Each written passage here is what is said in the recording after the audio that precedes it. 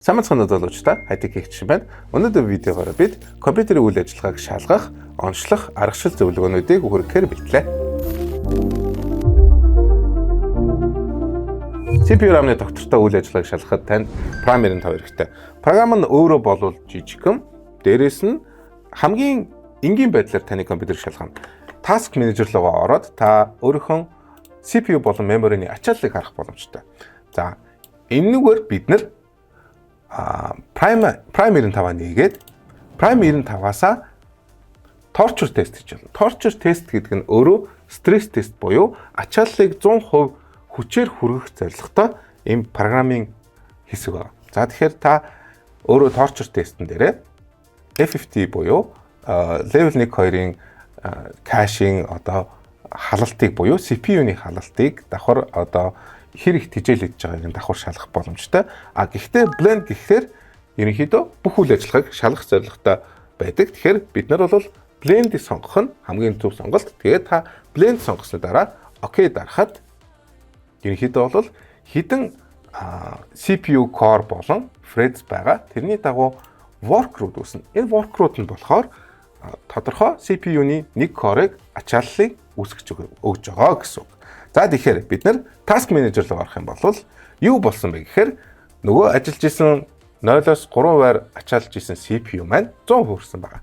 За энэ 100%-ийн ачаалал нь болохоор бид нар адилхан logical processor буюу thread-ийн тоогоор нь харах боломжтой. Энэ thread-ийн тоогоор бүх CPU-ны logical processor-ууд нь ачаалсан байгаа юу, үгүй юу гэдгийг харах боломжтой.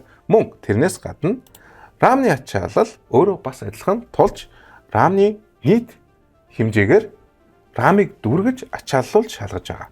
За мэдээж энэ програмыг ачаалж явах үед ямар нэгэн тоглоом тоглох эсвэл бол програм нээхэд бол хүндрэлтэй. Тэгэхээр энэ стресс тестэнд бол бидний сисний эргэх горим мөн програм маань өөрөө хаагдж гин үгүй юу, бүтнээрээ ажиллаж гин үү, RAM маань эвдэрхий байна уу үгүй юу гэдгийг шалгаж болох хамгийн ихний алхам болгох боломжтой. Ерөнхийдөө Prime 95-ыг бараг цагаар 15 минутаас 60 минутын хооронд ачааллуулдаг. Тэр хугацаанд бол CPU нь өөрийнх нь бүүстийн технологиг бүрэн харуулж бүх төрлийн бүүстүүд нь хэдэн температуртай ачааллуулж байгааг харуулах боломжтой байдаг учраас тэр хугацаанд багтаад бид нэр давхар бүүст болгон дээрээ хэдэн градус гаргаж ийн шалгачих бас давхар боломжтой. Мэдээж гол зорилго нь бол компьютер асаалттай байж чадж гинэ, ямар нэгэн алдаа гарч чадж гин үгүй юу, CPU-ны ачаалал нь өөрчлөгдөж байна уугүй юу гэдгийг бид нар харж хянж байгаараа давуу талтай.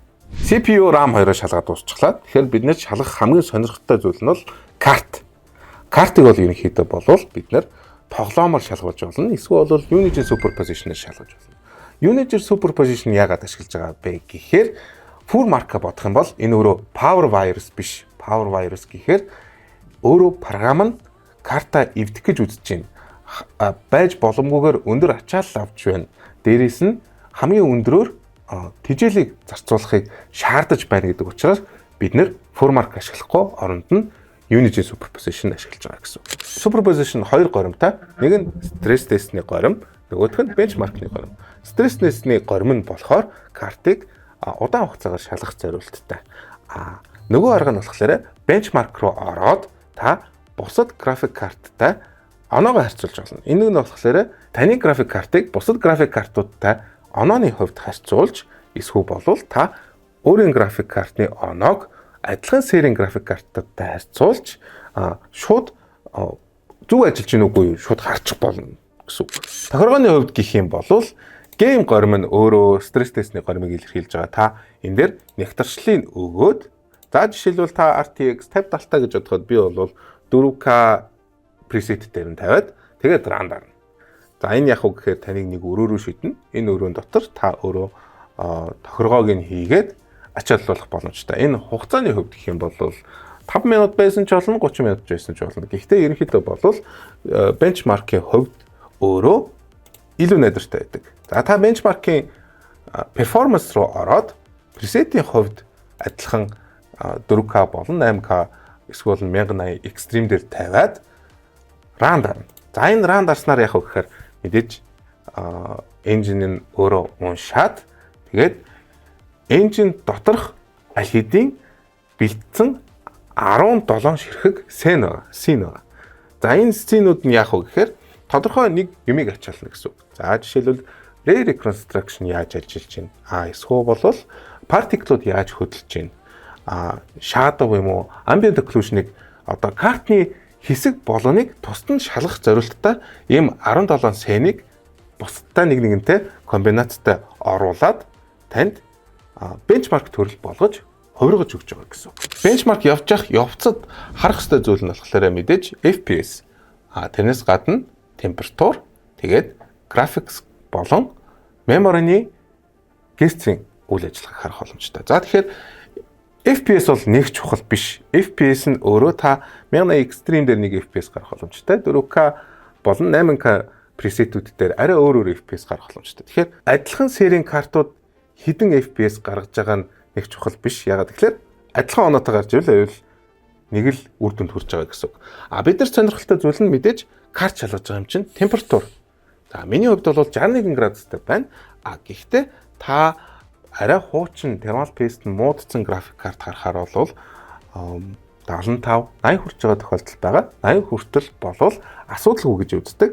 Харин 80, 85-аас дээш байх юм бол доголтой юм уу? Thermal paste болон thermal pad-ийн солиогүй байх магадaltaй гэсэн үг. Benchmark-анд дуслаа. Онооны хувьд гэвэл 22106 оноо гарсан. Тэгээд max температурын хувьд 67 градустай байгаа. За бид нар энэ 22106 оноог Unigine сайт руу ороод leaderboard-аар харьцуулах боломжтой. Тэгэхээр онооны хувьд өөрөө leaderboard дундаа 22000 гэхээр топ 500 GPU дотор аль хэдийн бенчмарк хийсэн хүмүүстэйгээ ойролцоо байна гэсэн үг. Өөрөөр бол энэ карт асуудалгүй ажиллаж байна. Компьютерийн үйл ажиллагааг Prime 95 Unigine Superposition програмуудаар шалгах нь манай дэлгүүрийн тестний аргачлалт аль хэдийн орсон байдаг. Заавал ингэж энэ аргаар шалгах шаардлагагүй. Өөр аргаар компьютерийг бас шалгаж болно. Гэхдээ Prime 95 Unigine Superposition өөрөө асуудлыг олохдоо ерөнхийдөө хамгийн хялбар, тэгээд хамгийн хурднаар олж чаддгаараа давуу талтай байдаг. График карт ихээр халж CPU RAM доголдолтой ажиллаж байгаа юм санагдж байвал Prime 95 Unigine-ыг уншуулж үзээрэй. Ингэснээр цэнхэр дэлгэц fatal error зэрэг алдаануудыг тодорхойлж илрүүлэхэд төхөн болтгоо. Тантай зүг IT-ийн гишүүн байлаа. Баярлалаа.